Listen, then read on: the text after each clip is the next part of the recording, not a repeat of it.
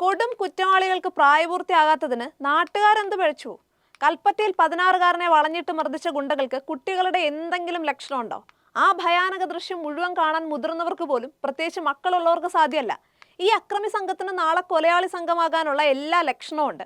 പക്ഷെ കൽപ്പറ്റ കുറ്റവാളികളിൽ ഒരാളൊഴികെ ആർക്കും പ്രായപൂർത്തിയായിട്ടില്ല. ശിക്ഷ ഉപദേശത്തിലും നല്ല നടപ്പിലും തീരും. അതായത് പ്രായപൂർത്തിയാകാത്ത വേട്ടക്കാരെ സംരക്ഷിക്കാൻ നിയമമുണ്ട്, പക്ഷെ പ്രായപൂർത്തിയാകാത്ത ഇരകൾക്ക് ആരുമില്ല. അവരിനിയും തല്ലുകൊള്ളും, ചിലപ്പോൾ കൊല്ലപ്പെടും. കൽപ്പറ്റ മാത്രമല്ല, കേരളത്തിന്റെ മുക്കും മൂലയും ഇത്തരം കുട്ടി കുറ്റവാളികളും മയക്കുമരുന്ന് അടിമകളും ഭരിച്ചു തുടങ്ങിയത് സർക്കാരോ നിയമ സംവിധാനങ്ങളോ അറിഞ്ഞിട്ടില്ല.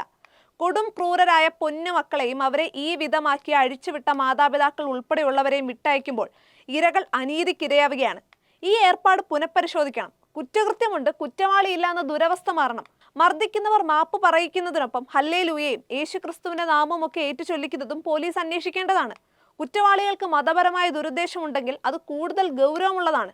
ഇല്ലെങ്കിൽ മതസ്പർദ്ധ പരത്താൻ തക്കം പാർത്തിരിക്കുന്നവർക്ക് ദുർവ്യാഖ്യാനത്തിന് അവസരം ഉണ്ടാകും. ഇവിടുത്തെ ചില രാഷ്ട്രീയ പാർട്ടികളും വിദ്യാർത്ഥി സംഘടനകളും നടത്തിയിരുന്ന ഗുണ്ടായിസം മയക്കുമരുന്നടിക്കുന്ന പ്രായപൂർത്തിയാകാത്തവർ ഏറ്റെടുത്തിരിക്കുന്നു.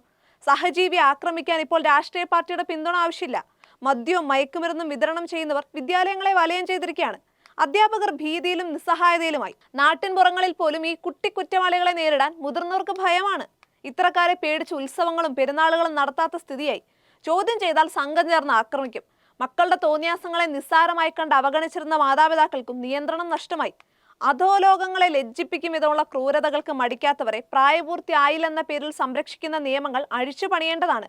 രാജ്യത്തെ നടുക്കിയ നിർഭയ കൂട്ടമാനഭംഗ കൊലപാതക കേസിലെ പ്രായപൂർത്തിയാകാത്ത പ്രതിയെ വിട്ടയക്കരുതെന്ന ഹർജിയുമായി 2015 ഡൽഹി വനിതാ കമ്മീഷൻ സമീപിച്ചപ്പോൾ സുപ്രീം കോടതി പറഞ്ഞത് അയാളെക്കുറിച്ചുള്ള നിങ്ങളുടെ ആശങ്ക പങ്കുവെക്കുന്നെന്നും, പക്ഷെ നിലവിലുള്ള നിയമത്തിനപ്പുറത്തേക്ക് പോകാൻ തങ്ങൾക്കാവില്ല എന്നുമാണ്. വനിതാ കമ്മീഷന്റെ ഹർജിയെ പിന്തുണയ്ക്കുന്നുവെന്ന് ബോധിപ്പിച്ച സർക്കാരിനോട് സുപ്രീം കോടതി ആവശ്യപ്പെട്ടത് ആദ്യം നിയമമുണ്ടാക്കൂ എന്നാണ്. പ്രായപൂർത്തിയാകാത്ത വേട്ടക്കാരെ സംരക്ഷിക്കാൻ നിയമമുണ്ട്. അവർ ചവിട്ടിക്കൂട്ടുന്ന പ്രായപൂർത്തിയാകാത്തവരും അല്ലാത്തവരുമായ ഇരകൾക്ക് നീതിയില്ല. കുട്ടികളുടെ ചെറിയ കുറ്റങ്ങൾക്ക് കഠിന ശിക്ഷ നൽകണമെന്നല്ല, അവരുടെ സംഘടിതമായ കൊടും ക്രൂരതകൾക്ക് പ്രായക്കുറവിന്റെ ഇളവ് നൽകി ഇരകളെ വീണ്ടും ശിക്ഷിക്കരുതെന്നാണ് പറയാനുള്ളത്. കൊടും കുറ്റവാളികൾക്ക് പ്രായപൂർത്തിയാകാത്തതിന് നാട്ടുകാരെന്ത് പഴിച്ചു?